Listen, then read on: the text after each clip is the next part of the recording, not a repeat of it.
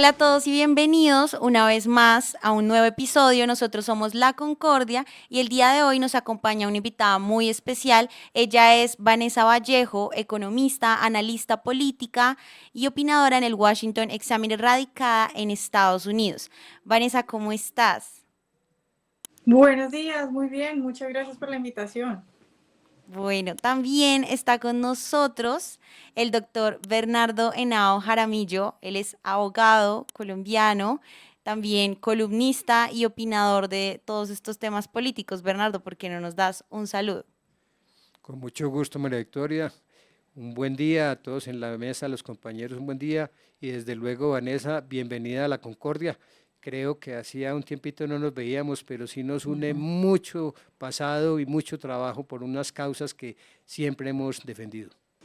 Bueno, entonces ya que nos hemos saludado y la idea es que podamos entrar en materia para que, digamos, empecemos esta conversación, ¿qué opinan si empezamos con un tema que está rondando mucho por ahora las noticias y es todo el tema de la escalada regional y el régimen, pues, de Maduro? Entonces, por ahí algunos estaban preguntando, nosotros queríamos saber tú qué opinabas, María Vanessa, o cómo lo ves, si será que esto que está sucediendo será como una reedición de una guerra fría con Venezuela actuando acá como un brazo de Rusia, de Irán. ¿Qué opinas?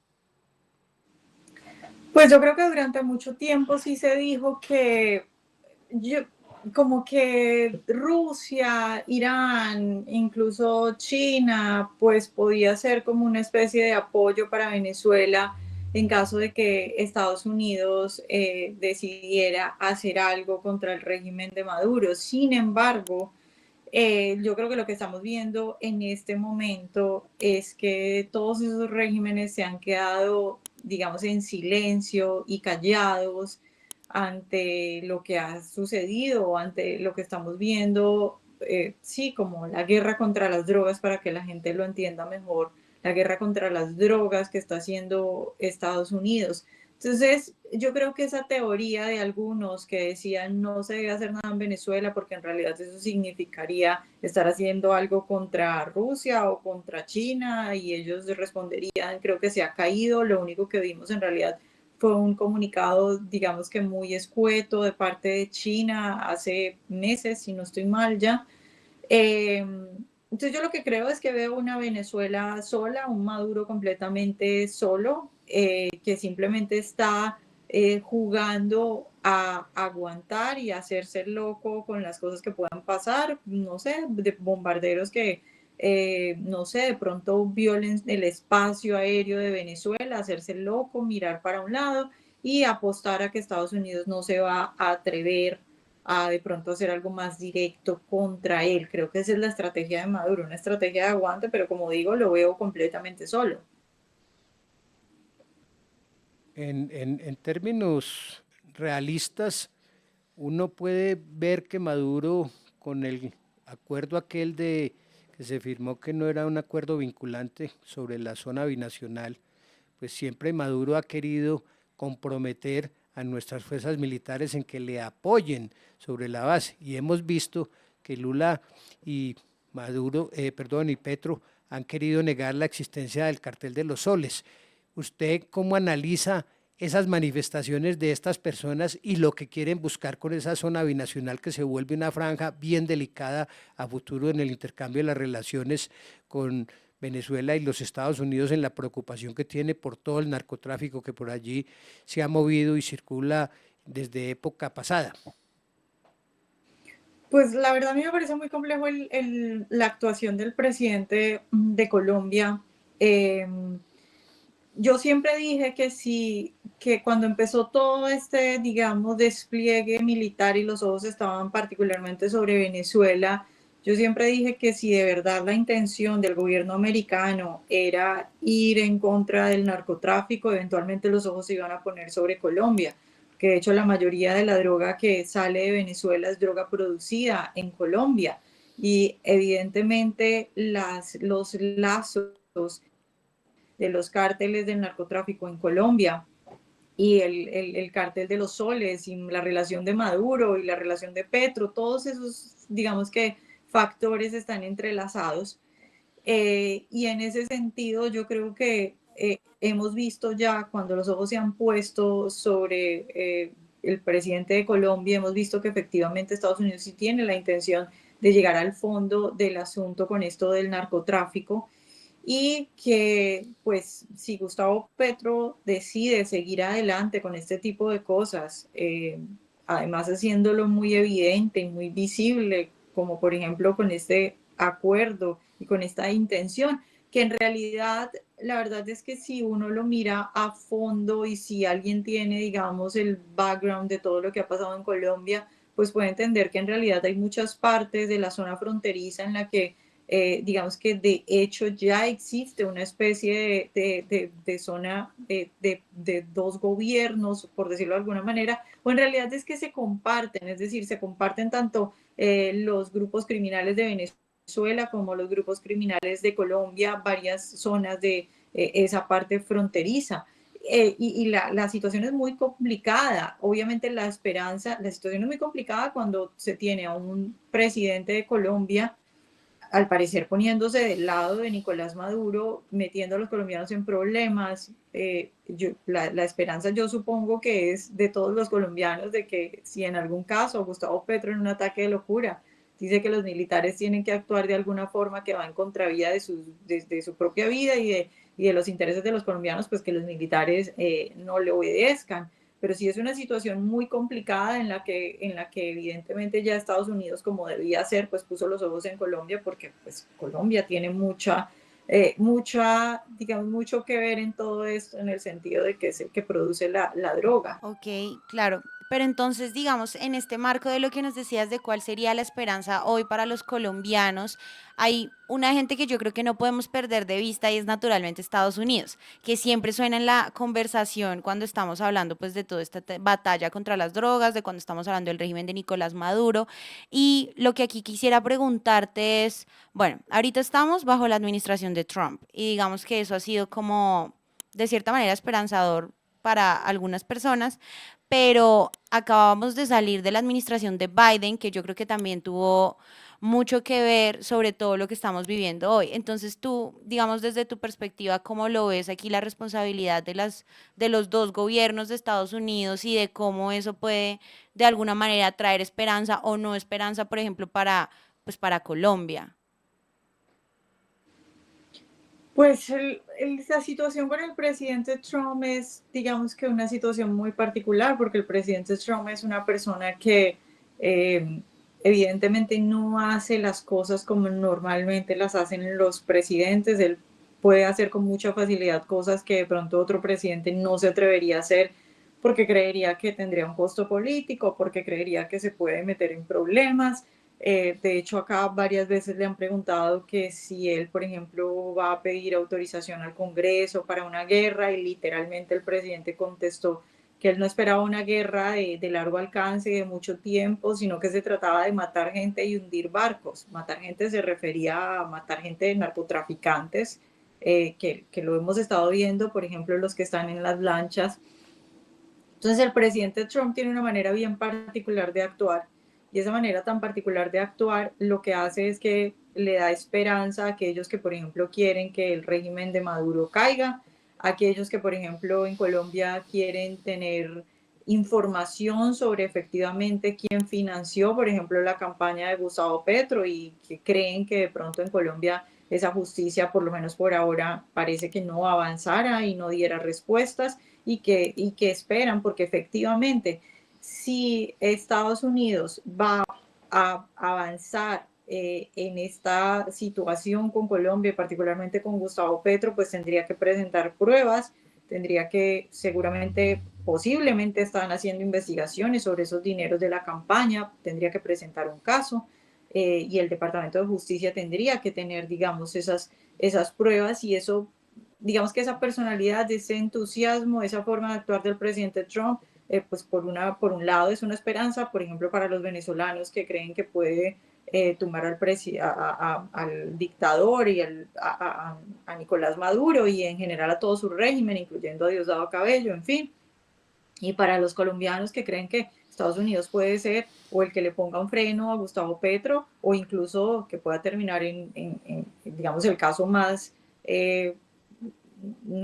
extremo, más, sí, más fuerte, sería incluso un Gustavo Petro, no sé, preso en caso de que se llegue a encontrar algún tipo de información y a presentar cargos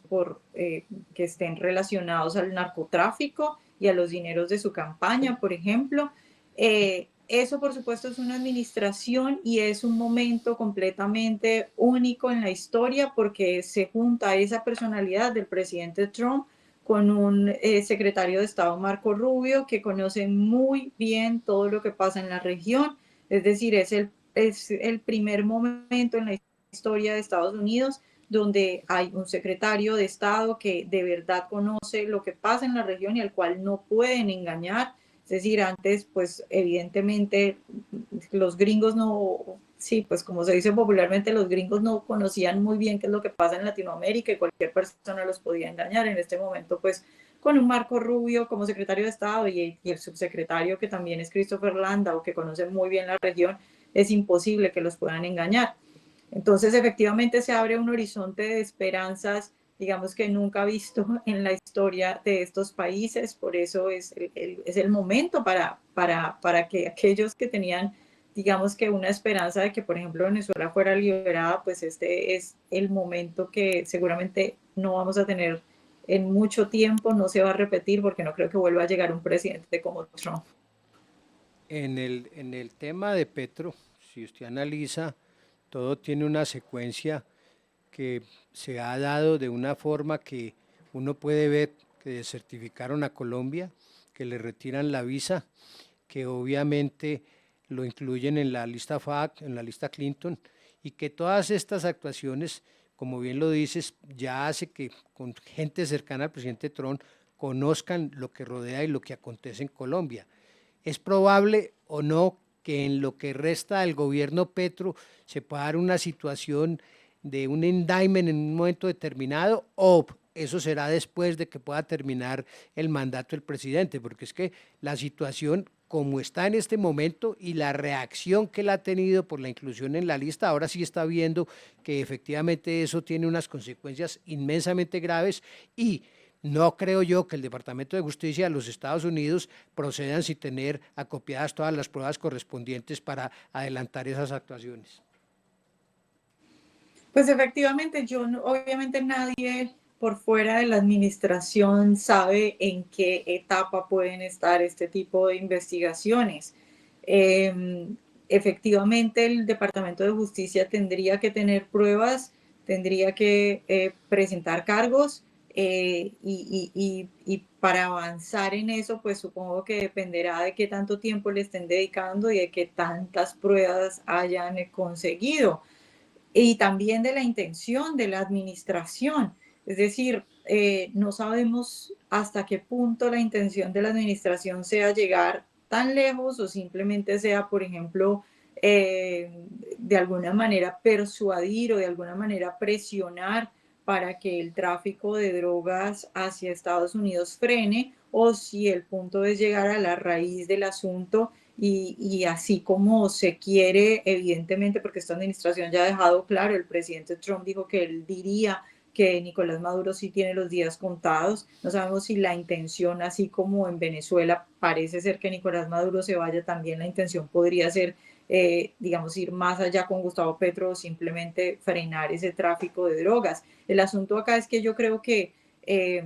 si las investigaciones o digamos el sondeo que se hace para abrir una investigación, digamos en la primera etapa, muestran algunas pruebas contundentes y cosas que de verdad, digamos que puedan facilitar el caso, pues yo creo que eso va a hacer que el asunto avance claramente. Y yo sí veo la posibilidad de que una medida así de extrema pueda ocurrir, porque es que como digo, si de verdad la administración está tan preocupada por el narcotráfico, pues es que Colombia, literalmente, como se dice en Colombia, está, o como se dice popularmente en Colombia, está inundada de coca, está nadando en coca, pero además la retórica de Gustavo Petro no ayuda. Yo creo que el presidente Trump es un presidente que, digamos que reacciona fuertemente, y cuando tienes a un Gustavo Petro diciendo en una entrevista en Univisión que al presidente Trump hay que retirarlo, que hay que sacarlo, y luego aquí vienen y le preguntan y le dicen, presidente, ¿usted qué piensa? Que el presidente de Colombia dijo que había que tumbarlo a usted. Pues eso es algo que no se le olvida al presidente Trump. Entonces, sí, pues yo sí creo que las posibilidades están abiertas, pero evidentemente va a depender de qué tanta evidencia y de qué tan fácil puedan recoger esa evidencia el Departamento de Justicia, pero creo que la puerta está abierta para ese tipo de cosas. No es un juego, ya es evidente que no es un juego. A mí me llama mucho la atención que precisamente al inicio estabas hablando de esta esperanza para Venezuela y una esperanza para una Venezuela libre. En este marco de la Venezuela libre tenemos recientemente el premio que le fue concedido a María Corina Machado del Nobel de Paz, ¿no? Entonces, yo lo que también te quería preguntar a ti es, ¿a ti sí te parece que es consistente que sea entregado un Nobel de Paz cuando es un pueblo que sigue, es una nación que sigue sin estar libre, que todavía sigue bajo una dictadura? O sea, ¿cuál es la lógica de un Nobel de Paz entonces? ¿O qué opinión tienes al respecto? Pues el Nobel de Paz se lo dan a María Corina porque es una persona que durante muchos años ha luchado por alcanzar esa libertad de Venezuela. A mí me parece que un reconocimiento a esa lucha que ella ha hecho, y me parece que María Corina es una de las personas no solo más valientes, sino de Venezuela, sino que sabe leer muy bien los momentos políticos, porque obviamente ahorita que estamos hablando de la administración Trump y de toda esta lucha, de todo eso hay que enlazarlo directamente con la acción que ella hace apenas se le comunica que recibe el Premio Nobel de Paz. Ella publica un tuit diciendo que se lo dedica al pueblo venezolano, pero también al presidente Trump, por la lucha que ayuda, por su apoyo a la lucha de Venezuela. Y eso es muy importante porque no sé si en Colombia se le dio mucho, digamos, espacio a esa noticia, pero el presidente Trump los días anteriores a que se supiera quién se iba a ganar el Nobel de Paz dijo varias ocasiones que él se lo merecía y bueno, que a él le gustaría ganárselo, pero que él creía que no se lo iba a ganar. Entonces el punto es que luego quien se lo gana, es decir, María Corina literalmente hizo noticia en Estados Unidos, porque todos los medios lo que reportaron acá es la persona que se ganó el Premio Nobel de Paz se lo dedicó al presidente Trump, y luego el presidente Trump mismo habla y da declaraciones y dice, hablé con ella por teléfono, me lo dedicó, reconoció la lucha. Y en ese sentido, María Corina lo que hace cuando le dedica ese Premio Nobel de Paz al presidente Trump es primero reconocer que Venezuela sin la ayuda de Estados Unidos no puede ser liberada, necesita Estados Unidos, pero además es esa intención de decirle al presidente Trump, usted se lo merece, síganos ayudando, y yo creo que eso sí que le gustó al presidente Trump. Entonces me parece que es un premio Nobel de Paz muy bien ganado, en el sentido de que ella ha dado una lucha. Si ella no estuviera, es decir, si ella no hubiera hecho todo lo que ha hecho y no se hubiera quedado en Venezuela, no hubiera hecho los lazos con la administración Trump, no hubiera explicado, no tuviera un plan, pues es que Trump ni siquiera estuviera interesado en Venezuela, porque ¿quién se va a atrever a hacer algo en un país donde no hay quien tome el liderazgo? Entonces me parece un premio muy bien ganado, pero sobre todo me parece que el gesto de ella, dedicárselo al presidente Trump minutos después de que se supiera la noticia, es una de las mejores jugadas que muestra el carácter de esta mujer, la humildad que tiene y la inteligencia para reconocer que sin Estados Unidos no puede hacer nada. Cambiando un poco de tema, yo quisiera que nos hiciera un análisis de cómo ve usted el proceso electoral que se avecina para Colombia el año entrante.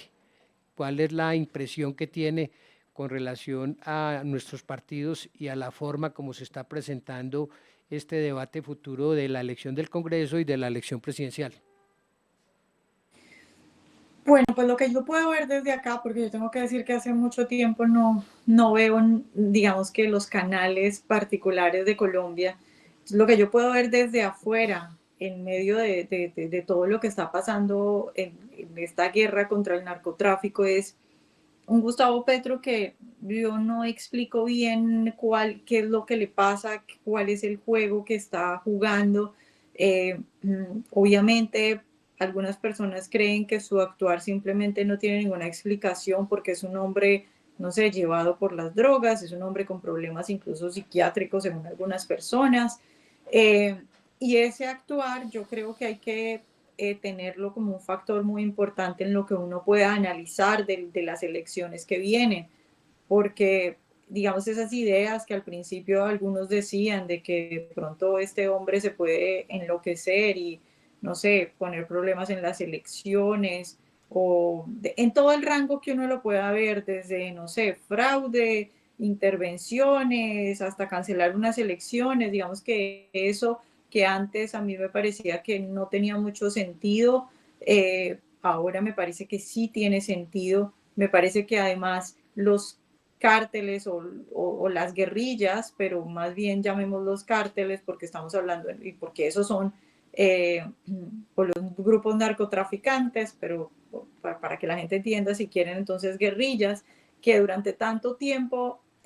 han atormentado a Colombia, pues creo que también están viendo que tienen una situación muy difícil porque ahora es Estados Unidos el que está, digamos, con los ojos puestos también sobre Colombia. Entonces, tenemos muchos factores que antes no teníamos en estas elecciones que vienen. Tenemos un presidente que al parecer no está de acuerdo, no está bien, que también se puede ver en cierto sentido contra la pared, no sé a él si él efectivamente recibió dinero del narcotráfico y los narcotraficantes lo están presionando, si él cree que este es el momento para él el todo, jugarse el todo o nada, un presidente así, pero además un Trump con los ojos puestos sobre Colombia, es decir, son factores bien complicados que hacen además que las guerrillas, por ejemplo, puedan decir, este es el momento de jugárnosla toda porque estamos hablando de un Estados Unidos que puede eventualmente hacer, digamos que, operaciones en Colombia y puede esto terminarles muy mal. Entonces, digamos que todos esos factores pueden decir, o todos esos actores más bien pueden decir, este es el momento del todo o nada y digamos que traer momentos muy difíciles para Colombia, desencadenar unos momentos muy difíciles para Colombia. Pues del lado de los candidatos que hay, también obviamente desde afuera yo lo que puedo decir es que me preocupa que haya tantos candidatos, me preocupa obviamente las disputas internas, me preocupa que no se llegue, digamos, o que no se logre a tiempo conseguir digamos, un candidato que pueda unir todas esas fuerzas, sino que pase lo que pasó en las elecciones anteriores, donde evidentemente ahí hubo una división de voto. Y es preocupante eso, pero digamos que siempre hay que ver el futuro con optimismo y pensar que sí se puede lograr y que se puede lograr que tantas personas que en realidad todos tienen algunas cualidades buenas, pues se puedan unir y eso pueda ayudar al país. Pero sí me parecen unas elecciones muy, muy particulares porque hay una situación muy particular en este momento con los ojos de Estados Unidos puestos en Colombia y un presidente Petro que la verdad está un poco, digamos que no se puede, para mí no es fácil como que prever qué es lo que va a hacer, puede hacer cualquier cosa. Yo aprovecho para preguntarte, ya que mencionas el tema de las guerrillas, y pues básicamente yo creo que es un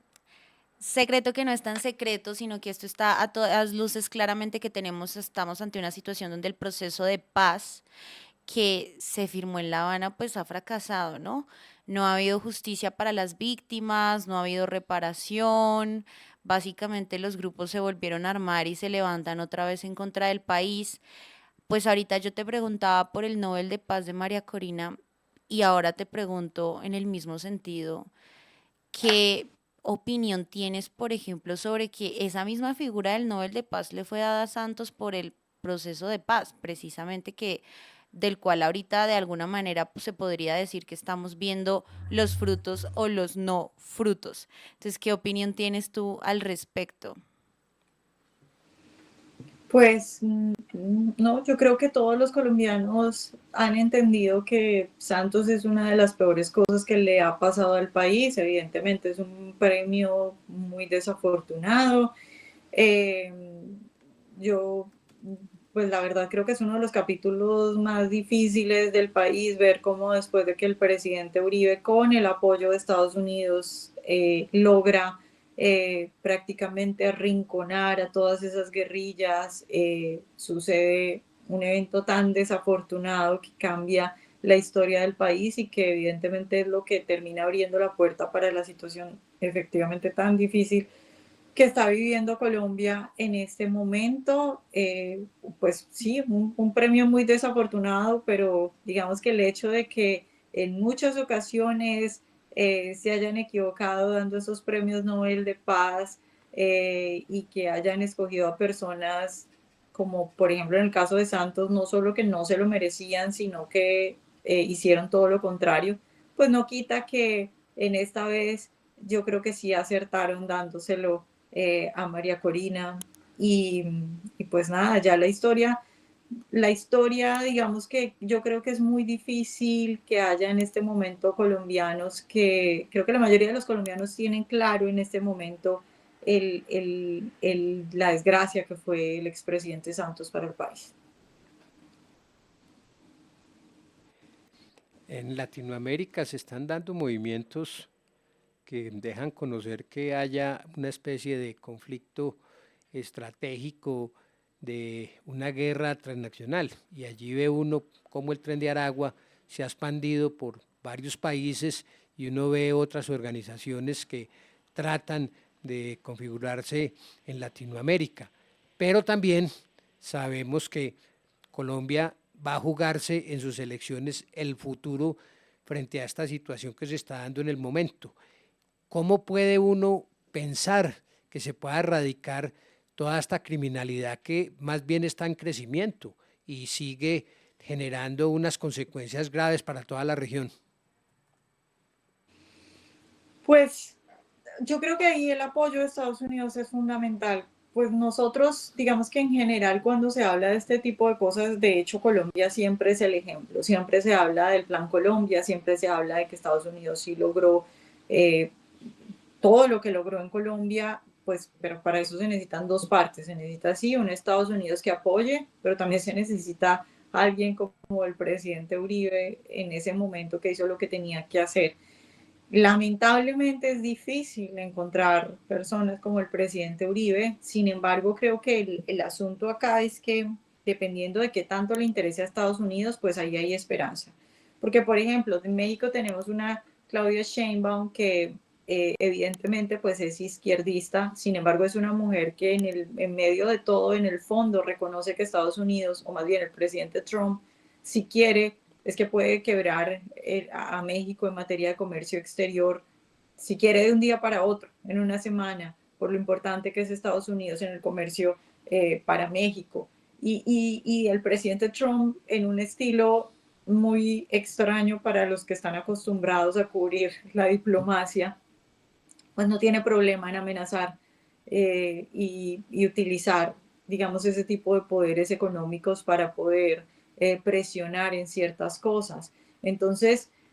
lo que estamos viendo, por ejemplo, de un Estados Unidos diciendo que va a hacer operaciones en la región por tierra contra el narcotráfico, creo que es un avance muy importante. Ahora, digamos que lo que a mí me da lástima es que la otra parte no está, aunque Sheinbaum, como digo, entiende que no se puede enfrentar al presidente Trump y muy callada, digamos que ha cedido a muchas cosas, pues lo que deberíamos ver en realidad era líderes en Latinoamérica que estuvieran felices, que dijeran gracias, presidente Trump, trabajemos juntos, gracias por ayudarnos, vamos a terminar esto. Y eso no lo vemos. Entonces es muy difícil porque pues tampoco es que Estados Unidos pueda hacer todo y menos si lo tiene que hacer solo y menos si tiene que lidiar con presidentes complicados. Es muy difícil cuando hay un Gustavo Petro, cuando hay un Maduro. Y sería ideal que esta oportunidad la aprovecharan los países de Latinoamérica como por ejemplo Argentina, como por ejemplo Milei está aprovechando a este gobierno. No sé qué se puede hacer en cada uno de los países, porque cada uno de los países tiene su particularidad, pero es evidente que ese narcotráfico ha causado estragos no solamente en Venezuela, sino que pues sí se ha expandido a otros países. Esperemos que esta oportunidad, los países que tengan, digamos, la posibilidad de tener algunos mandatarios sensatos, pues la aprovechen, porque el tener al presidente Trump dispuesto a dar esa guerra contra el narcotráfico es una oportunidad única. Tú decías hace un momento que había como una conciencia en el pueblo colombiano en relación, digamos, con lo que fue, digamos, como el fracaso o el mal, digamos, como del gobierno de Juan Manuel Santos. Pero digamos que yo creo que eso también es un poco tenerle mucha fe a los colombianos, como de qué tan conscientes somos realmente de las consecuencias de cada uno de los gobiernos que hemos tenido. Y te pregunto, de pronto desde la percepción que tú tienes, ¿tú crees que los colombianos en este momento ya son conscientes de las consecuencias del gobierno que estamos teniendo en este momento con el presidente Gustavo Petro? O sea, realmente en las próximas elecciones los colombianos van a votar distinto. ¿Tú crees que, por ejemplo, no sé, en el caso de los jóvenes que salieron mucho a apoyar a Gustavo Petro, pues no solamente por, naturalmente por todo este movimiento de la primera línea y no solamente por eso, sino porque en realidad él les prometió que iba a ser el gobierno de los jóvenes? ¿Tú crees que ya realmente hay una conciencia en este momento sobre cómo impactó de manera negativa a Colombia y hay una conciencia para dirigirse a votar hacia otra vía o todavía no? A ver, yo creo que sí, porque ¿qué es lo que yo creo? Aunque, como les digo, seguramente pues, ustedes pueden hablar mejor de eso, porque yo en realidad no consumo a diario, digamos, noticias colombianas. Pero ¿qué es lo que yo veo? ¿Y a qué me refería con lo de que creo que hay una conciencia de lo que pasó con Juan Manuel Santos? Que yo sí conozco mucha gente que votó por Juan Manuel Santos y que se arrepintió de eso de hace mucho tiempo, se arrepintió en el momento en que lo vio haciendo lo que hacía. Pues así como el mismo presidente Uribe en un momento se dio cuenta que había cometido un error. Y como eso, pues hay mucha gente que entendió eso y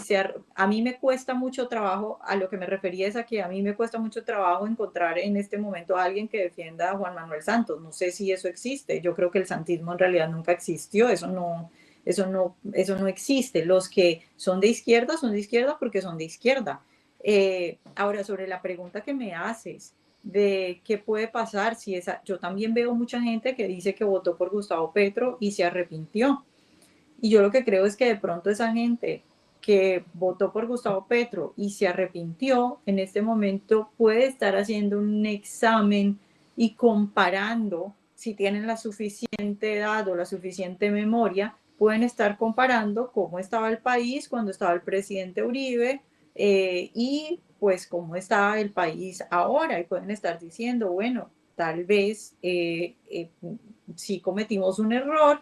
y eso puede ayudar. Eso es lo que yo creo. Ahora, eso también eso, digamos que ese voto que está indeciso o ese voto que no es de un lado ni es del otro, pues también la decisión que tengan también va a depender de quién es el candidato de la derecha, por decirlo de alguna forma, para que se entienda fácilmente, no queriendo decir que sea alguien que definitivamente cumpla todos los requisitos de ser de derecha, pero para que la gente entienda y lo pongamos simple, así como izquierda y derecha. Entonces, ¿sabes? Esa gente que está en el medio, que puede estar diciendo, ok, Gustavo Petro fue un error, esto no puede seguir así, hay que, digamos que, o retomar el camino por el que íbamos, o tal vez volverle a dar una oportunidad al centro democrático, bueno, lo que se quiera, una especie de reflexión así. Eso también va a depender de quién va a ser el candidato de la derecha. Y ahí hay una pregunta yo no tengo la respuesta, pero creo que es la pregunta que se tiene que hacer la derecha colombiana o la Unión o el Centro Democrático, los líderes pues que vayan a encabezar ese proyecto en contra de la izquierda. y es qué es lo que está pidiendo el pueblo colombiano en términos de qué candidato quiere, porque para algunos este es el momento de un Bukele, pero eso es lo que dicen las encuestas, es decir, no lo sé, honestamente lo que estoy haciendo es, digamos, plantear el marco de análisis que creo que se debería hacer. Lo que quiere el pueblo colombiano es un Bukele con ese tipo de ideas o con ese tipo sí, de formas, o lo que quiere y lo que sería más conveniente para la mayoría, para alcanzar una mayoría en unas elecciones, es un candidato más, digamos, no sé, es que no sé cómo decirlo, medido, pero ojo, que yo creo que también en política es importante hacer una distinción. Una cosa son las formas o la forma en la que se presenta el mensaje y otra cosa es el fondo. Y esas dos cosas pueden ser, digamos, por ejemplo, el presidente, para que se entienda más fácil, el presidente Uribe es un hombre muy cordial en la forma de hablar y es un hombre que le da puntos a la izquierda incluso, o sea, a veces dice, le da puntos, me refiero a que no tiene problema en sentarse con alguien que yo llamaría a una persona de izquierda y decirle, sí, usted tiene razón en esto. Es decir, lo hemos visto muchas veces haciendo eso públicamente, incluso ganándose críticas de la derecha por hacer eso. Entonces tiene unas formas moderadas, pero entonces en el fondo sí podemos ver un Uribe que hizo todo lo que hizo con la guerrilla, con una mano dura. Entonces, ¿qué es lo que quiere el país? ¿Qué es lo que necesita? ¿Cuál es esa combinación de formas y de fondo? ¿Necesita alguien que salga y abiertamente se burle de la izquierda? ¿O necesita alguien que diga, yo voy a ser el presidente de todos, yo no voy a tener problemas con nadie, pero a los bandidos sí les vamos a dar las cosas duro? Es decir, no lo sé, estoy planteando cuál es y creo que eso es lo que se tiene que ver en las encuestas, porque a veces uno habla según el anhelo que uno tiene. De pronto uno quiere, alguien puede querer un presidente como Bukele y decir eso es lo que necesita el país, pero eso es lo que va a hacer que la mayoría vote por esa persona. No lo sé, creo que es lo que tiene que analizar, porque cuando se tiene tantos candidatos con tantas características diferentes, que todas se pueden, digamos, utilizar bien, porque creo que muchos tienen habilidades ahí, pues hay que tratar de buscar qué es lo que está pidiendo realmente los colombianos, sin uno acomodar eso a lo que uno quiere o a lo que uno cree, porque pues la democracia es así, la democracia es qué es lo que la mayoría va a votar y no, lastimosamente no siempre es lo mejor, pero uno tiene que intentar es también hacer esos análisis. Yo sí quisiera intervenir acá un segundo en la entrevista y aprovechar que te tenemos aquí para regresar un poquito al punto de la OFAC, porque acá en Colombia se ha hablado mucho de que la inclusión del presidente Petro en la lista Clinton es una persecución política por sus posturas a favor de Palestina, por sus posturas críticas en contra de Israel, y que la consecuencia fue que lo agregaron a una lista que se utiliza para bloquear transacciones comerciales, es una sanción administrativa para personas que tienen o vínculos con el narcotráfico o lavado de activos. Entonces, básicamente lo agregaron a esa lista, pero acá en Colombia la oposición prácticamente, perdón, todo el gobierno prácticamente está diciendo que eso es una consecuencia de una persecución política. Tú que estás allá, que manejas el tema,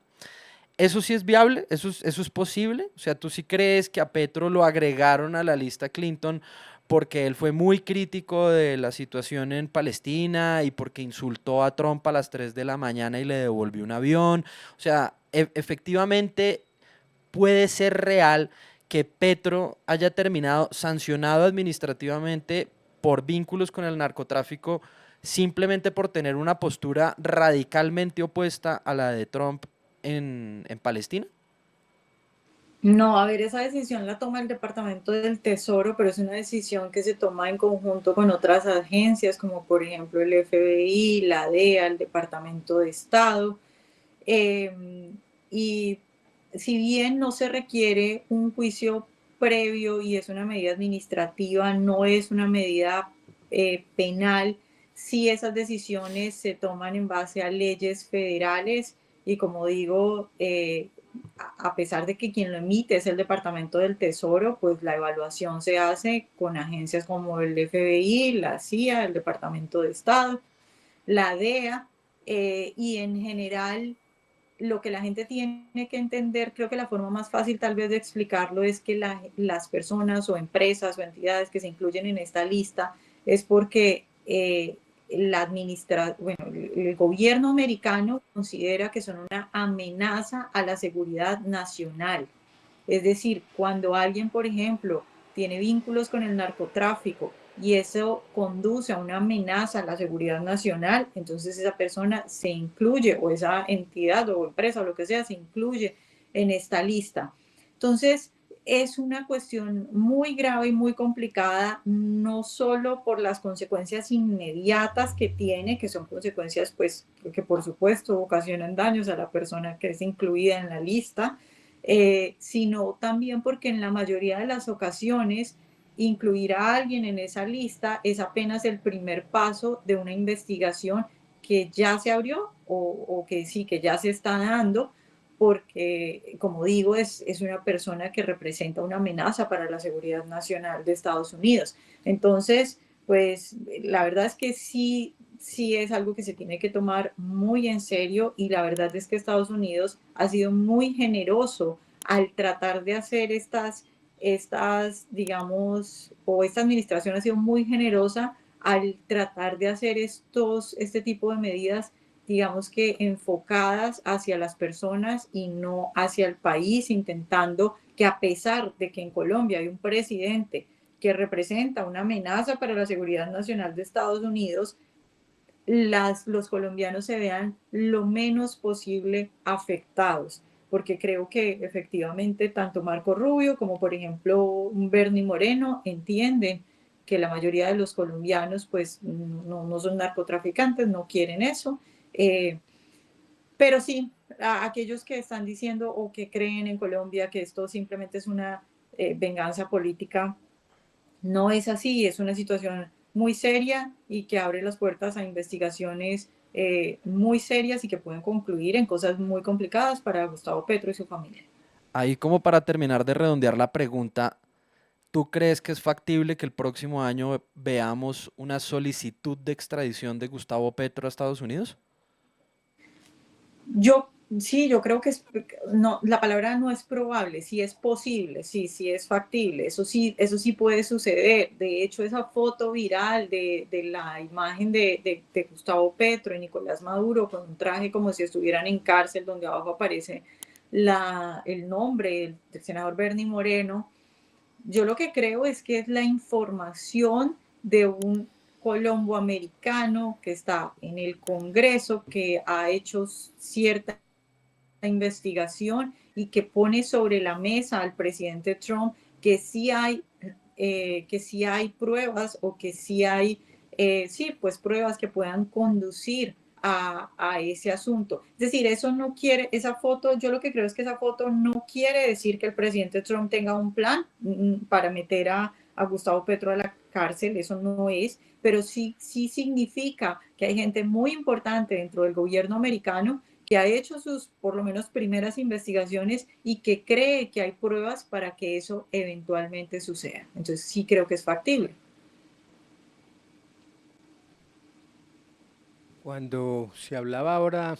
del tema de las encuestas y de la imagen del presidente, Colombia tenía vigente la ley Mordaza, que no podía hacer los sondeos ni las investigaciones de rigor, pero ya se cumplió el periodo y se comienzan a dar algunas encuestas que extrañó mucho, una que dio un alcance de favorabilidad al presidente Petro del 44%, y él aprovechaba al máximo para poner de presente ese reconocimiento que le hacen. En temas de encuestas siempre va a haber las discusiones de su validez, de su alcance, de su conocimiento extenso y muchas veces de la manipulación. ¿Cuál es la opinión en general que usted tiene sobre las encuestas, cómo deben hacerse y cuánto tiempo previo a unas elecciones pueda darse en un momento dado? Bueno, yo creo que ahí lo que tienen que hacer digamos que las personas que necesitan tomar decisiones en base a encuestas, sobre todo, es buscar firmas que sean confiables, es buscar firmas que no tengan intereses, es buscar firmas que tengan, digamos que, una experiencia en este tipo de cosas. También es importante que quienes están, digamos, en esa carrera o quienes aspiran a ser candidatos contraten sus propias firmas. Sobre todo yo, si yo estuviera en esa posición, yo contrataría firmas de afuera que tengan experiencia en otros procesos electorales, por ejemplo, acá en Estados Unidos, y que puedan hacer sus propios sondeos y dar luces sobre qué es lo que están pidiendo los colombianos, sobre, bueno, todo ese tipo de detalles que pueden, digamos que, inclinar una campaña o dar luces sobre cómo se debería hacer una campaña. Evidentemente, yo creo que no es un fenómeno en Colombia, sino es un fenómeno mundial. Aquí en Estados Unidos también ha pasado constantemente que las encuestas muchas veces no están reflejando lo que sucede. Pues eso hay que tenerlo en cuenta. Hay muchas teorías sobre por qué pasa eso, pero yo creo que en Colombia muchas veces lo que ha pasado más que un fenómeno, digamos, natural que puede ocurrir en una encuesta es que se ha tomado o que se ha utilizado una encuestadora que tenía algunos intereses particulares. Por eso yo digo que supongo que lo más importante en eso tal vez es qué firma deba hacer esas encuestas y también los candidatos que puedan utilizar ese mecanismo, digamos, de manera particular, contratando empresas, incluso de afuera, creo yo que es mejor. Ya que estábamos hablando también de cuál es, digamos, el rol que pueden tener las firmas que organizan, digamos, que organizan todo el tema de las encuestas, yo creo que en un momento como esto, como este, vale la pena también preguntarse cuál es el rol que tienen los medios de comunicación. A mí me llamaba mucho la atención que cuando Diego te preguntaba sobre pues el procedimiento para incluir a una persona en la lista OFAC, cuál digamos es la ruta, las posibles consecuencias. Yo creo que la realidad es que los colombianos sí, claro, supimos de la noticia,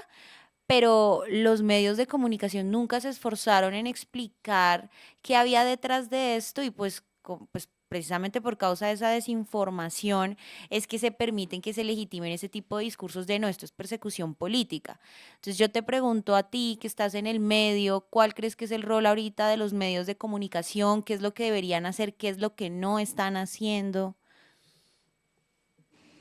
Bueno, yo creo que en general también es una crisis mundial de los medios de comunicación. Yo muchas veces he utilizado la frase el periodismo ha muerto y se ha convertido en activismo.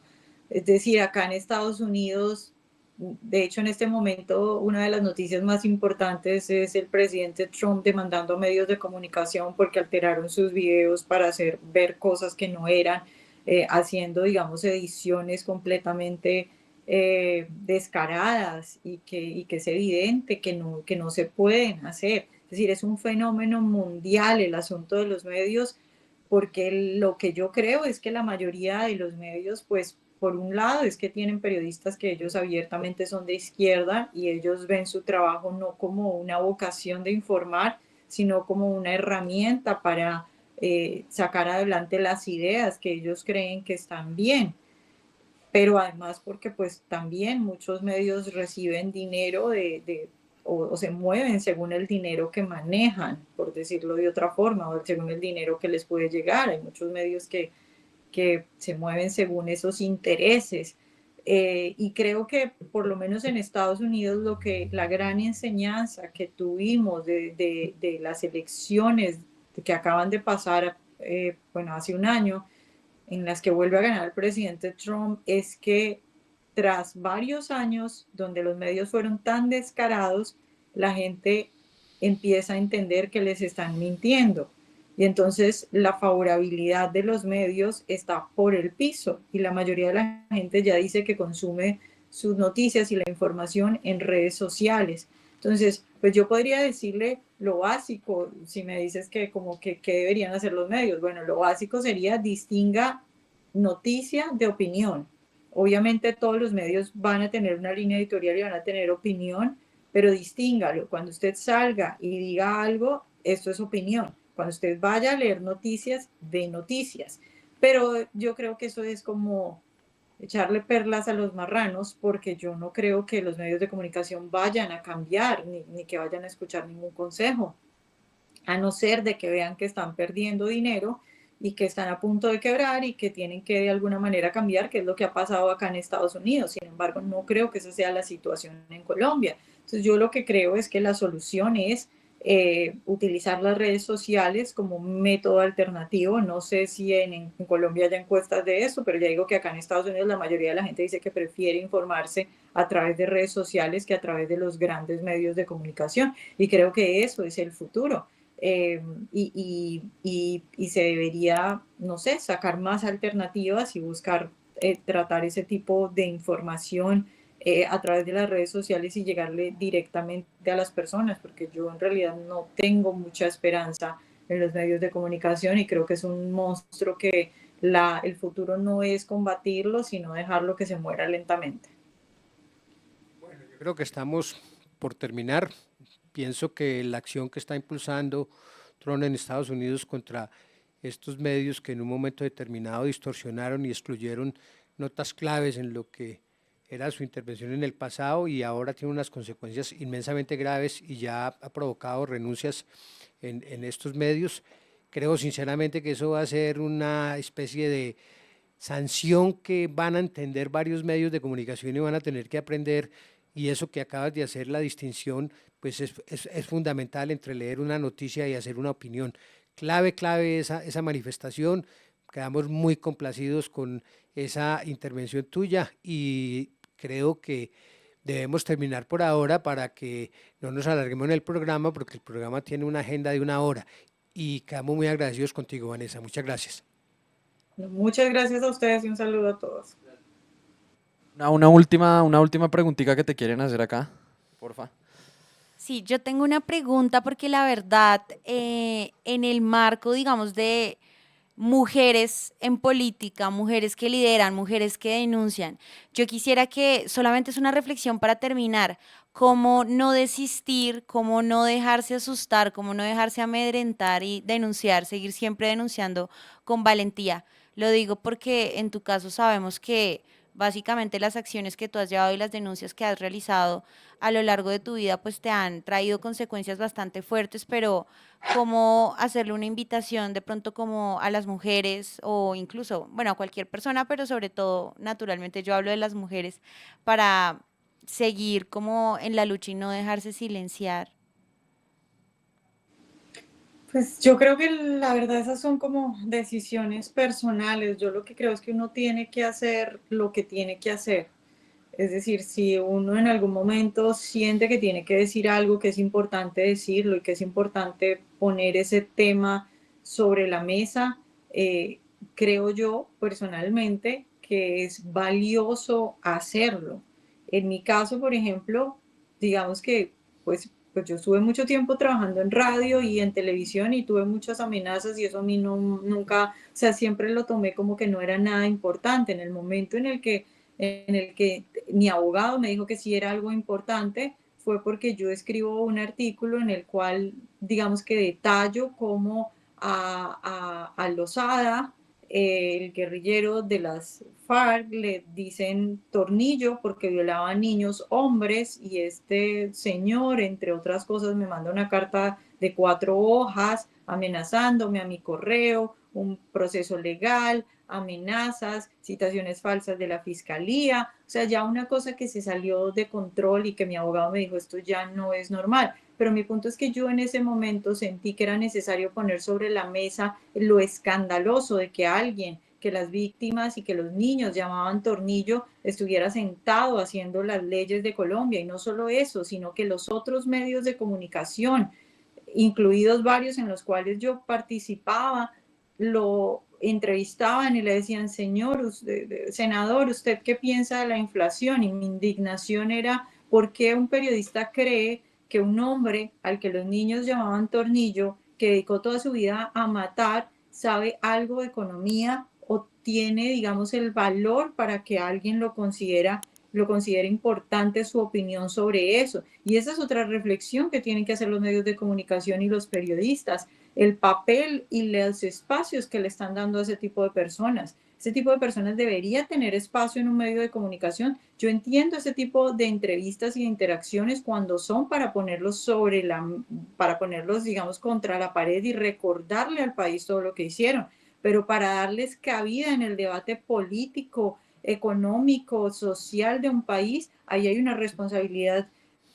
muy grande que tienen los medios de comunicación. Entonces, yo creo que mi invitación, pero ya digo, eso es una decisión personal, es a que uno cuando siente que tiene que hacer las cosas, uno hace las cosas porque las tiene que hacer y a veces tiene que, digamos, que aguantarse consecuencias que no están tan cómodas, pero que tienen recompensa a nivel de que uno se siente bien porque hizo lo que tenía que hacer. Bueno, Vanessa, muchísimas gracias por esa reflexión. Yo creo que entonces ahora sí con eso terminamos. Yo no sé, salvo que Diego, Bernardo tengan algo más que quieran añadir. Participación. Sí, sí, no, acá desde el control de mando, pues darte las gracias, pues ha sido un gusto tenerte acá con nosotros esta mañana y haber podido compartir contigo pues todos estos temas que en este momento están marcando la agenda, porque en Colombia en este momento la relación con Estados Unidos pues se volvió aún más fundamental de lo que siempre ha sido y tener conocimiento de primera mano desde Estados Unidos, desde Washington, de cómo se están moviendo las cosas allá, pues empieza a volver clave porque un domingo a las 3 de la mañana Petro puede poner un trino que nos haga ser merecedores de aranceles del 40%. En cuestión de segundos puede cambiar todo en la manera como se está moviendo esto acá. Entonces, pues sí, darte las gracias por haber compartido este tiempito con nosotros y darnos tu conocimiento. Espero que te podamos molestar en una próxima ocasión, sobre todo porque todas las semanas estamos teniendo una noticia pesada en Estados Unidos, entonces sí es muy importante poder tener información veraz y confiable como la que tú aportas a la mesa. Muchísimas gracias en verdad, Vanessa. Claro que sí. Muchas gracias a ustedes y un saludo a todos.